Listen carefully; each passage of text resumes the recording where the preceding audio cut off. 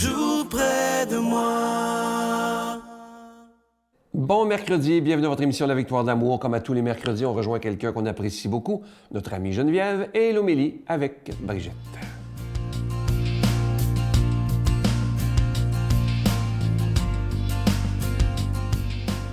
Bonjour, bon mercredi, bonne vie nouvelle. On est encore dans le mois de janvier 2021, c'est encore le début d'année, on a encore le temps de se remettre de 2020. Puis si c'est pas évident, ce qui est fort possible, pour beaucoup d'entre nous, courage. En priant pour cette chronique, qu'est-ce que je vais leur dire?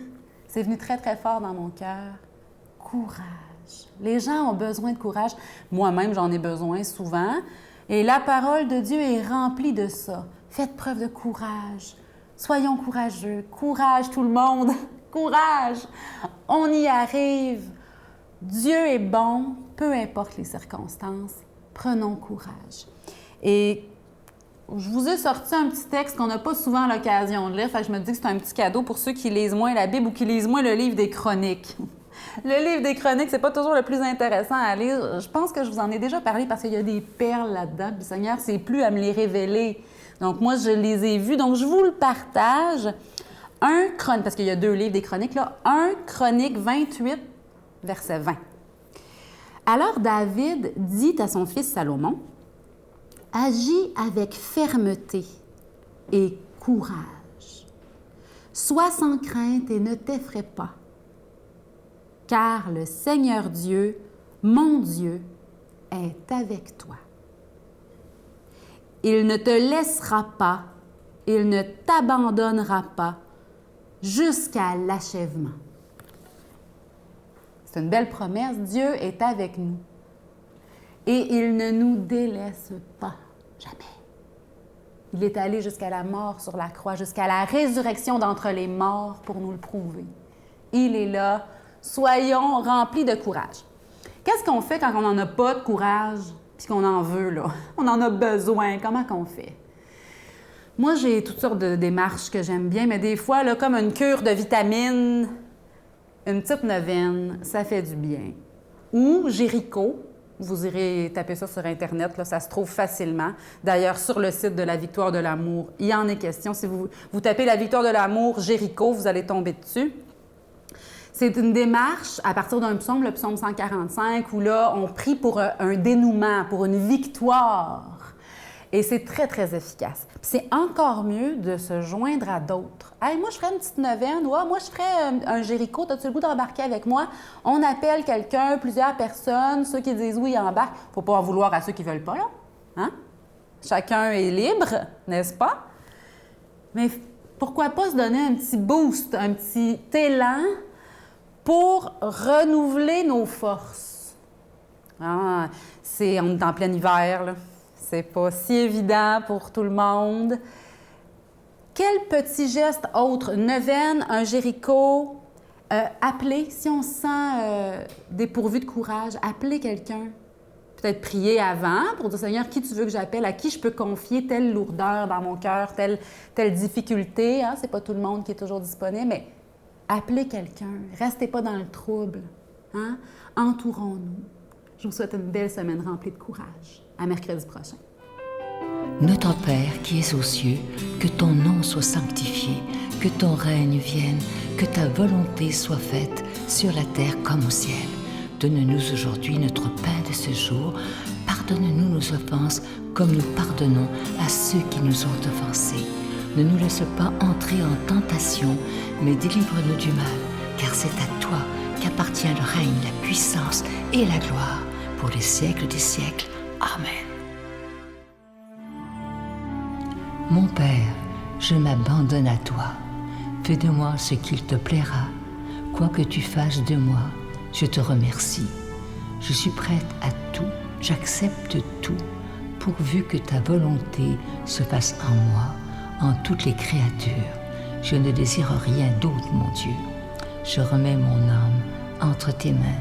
Je te la donne, mon Dieu, avec tout l'amour de mon cœur, parce que je t'aime, et que ce m'est un besoin d'amour de me donner, de me remettre entre tes mains, sans mesure, avec une infinie confiance, car tu es mon Père.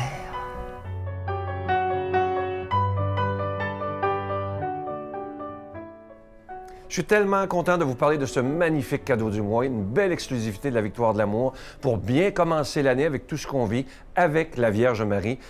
Il s'agit du chapelet de la médaille miraculeuse. Il est en cristal. Il est déjà béni. Et vous savez que la médaille miraculeuse, c'est la Vierge Marie elle-même qui a demandé à ce qu'elle soit fabriquée. Ça se passe à Paris dans les années 1800, sur la rue du Bac. Elle apparaît à Sainte-Catherine-Labouré et la Vierge Marie dit ceci à Sainte-Catherine. « Faites frapper une médaille sur ce modèle. Les personnes qui la porteront recevront de grandes grâces. Les grâces seront abondantes sur les personnes qui auront confiance. » Un très, très beau message de la Vierge Marie. Je vous rappelle que vous recevrez un chapelet avec un don de 25 et si vous en voulez deux, avec un don de 40 $. Je vous donne l'adresse. La Victoire de l'amour, case postale 120, succursale Boucherville à Boucherville, le J4B 5E6. Je vous la redonne. La Victoire de l'amour, case postale 120, succursale Boucherville à Boucherville, le J4B 5E6. Également par téléphone, par carte de crédit du lundi au vendredi de 8h30 à 16h30 dans le 514-523-4433, 523-4433 ou sans frais le 1-888-811-9291, 1-888-811-9291 et aussi sur notre site Internet, un moyen rapide, sécuritaire et efficace de faire votre don, le www.lavictoiredelamour.org. Merci de tout cœur de ce que vous ferez pour la Victoire de l'amour. Je vous rappelle que c'est le chapelet de la médaille miraculeuse. Il est en cristal. Il est déjà béni. Merci de tout cœur d'être des protecteurs de la foi par votre don et merci de votre prière.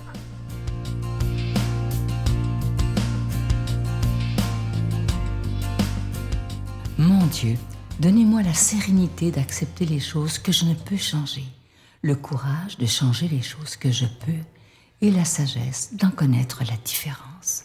Amen.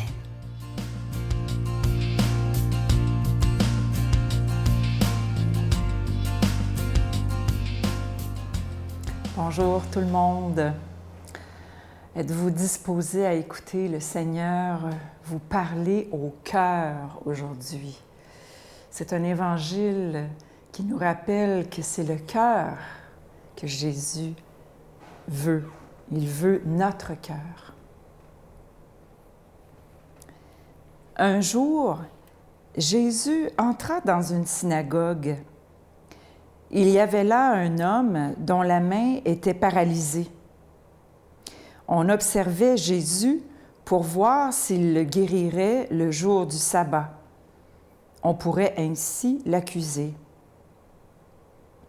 Il dit à l'homme qui avait la main paralysée, « Viens te mettre là, devant tout le monde. » Et s'adressant aux autres, « Est-il permis, le jour du sabbat, de faire le bien ou de faire le mal, de sauver une vie ou de tuer? » Mais il se taisait. Alors, promenant sur eux un regard de colère, navré de l'endurcissement de leur cœur, il dit à l'homme, « Étends la main. » Il l'étendit, et sa main redevint normale. Une fois sortis, les pharisiens se réunirent avec les partisans d'Hérode contre Jésus pour voir comment le faire périr. Acclamons la parole de Dieu. Louange à toi, Seigneur Jésus. On a cette histoire-là aussi de la main desséchée dans Luc.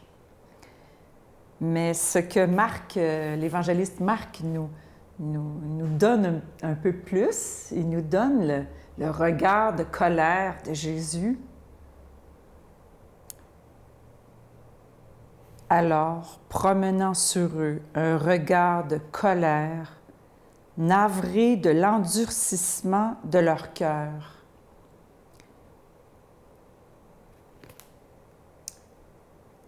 Le Seigneur, ça lui fait de la peine de voir combien nous avons le cœur dur. on est à cheval sur les principes, les règlements, les lois. Oui, c'est important, les lois et tout ça, mais le cœur, notre mission, notre vocation, c'est l'amour. C'est pas le règlement, c'est pas la loi. La loi, elle est au service de l'amour. Et le Seigneur, il voudrait tellement qu'on vive ça. Je regarde cette main desséchée, cette main paralysée, je me dis, mais il n'y a pas juste la main qui est desséchée puis qui est paralysée, il y a les cœurs. Combien de fois j'ai été spectatrice dans un lieu public où il y a une personne qui ne respectait pas la consigne sanitaire et qui se faisait ramasser, là, mais d'une façon là, inhumaine. Là. Souvent, c'est des personnes qui ont simplement oublié ou qui sont distraits ou qui n'arrivent pas à s'acclimater à cette façon de vivre qui n'est pas normale. Qu'est-ce qu'on fait dans nos vies, dans notre quotidien, qui fait en sorte qu'avec l'autre, on est tout de suite dans « il faut faire ça ». C'est donc difficile. C'est donc difficile d'être dans notre vocation d'amour. Puis le Seigneur, oui, ça le désole. Agir de façon, je dirais, non charitable, ça nous arrive tous. Mais ce que Jésus dit là-dedans, ce qu'il veut là-dedans, ce que je vois là-dedans, c'est qu'il dit « Donne-moi ton cœur, puis moi, je vais le ramollir.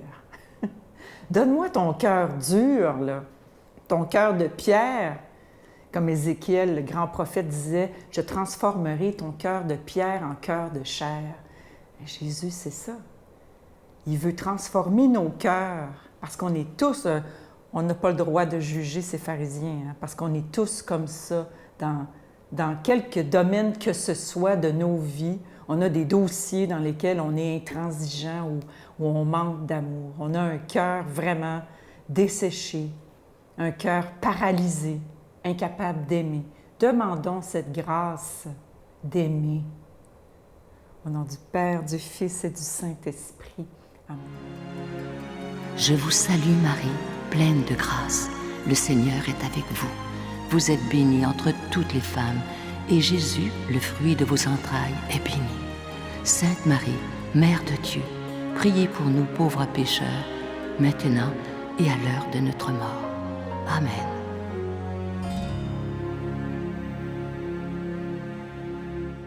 Je vous invite à vous procurer ce magnifique cadeau du mois. Il s'agit du chapelet de la médaille miraculeuse. Il est en cristal blanc. Il est déjà béni. Il est fabriqué dans la prière. C'est pas dans une usine en quelque part. C'est par des religieuses à Mexico. Et vous savez que sur la rue du Bac à Paris, un jour, j'ai eu la chance d'y aller. C'est l'endroit même où la Vierge Marie est apparue à Sainte-Catherine-Labouré. Et c'est la Vierge Marie qui a demandé à ce que cette médaille soit fabriquée. Et elle a dit ceci à Sainte-Catherine: « Les personnes qui porteront cette médaille recevront de grandes grâces. Les grâces seront abondantes sur les personnes qui auront confiance. » Alors merci d'être des protecteurs de la foi. Merci de tout ce que vous ferez pour la victoire de l'amour. À demain. Bye. Le fait de prendre conscience de cette lignée chez moi, parce qu'il y a une lignée familiale de spiritisme, de magie noire, etc. Là, elle m'a dit, franchement, elle était aussi accompagnée d'un père jésuite, et tous les deux m'ont dit, voilà, je pense que ce qui peut te sauver de ces attaques mentales, en réalité, c'est une prière de délivrance.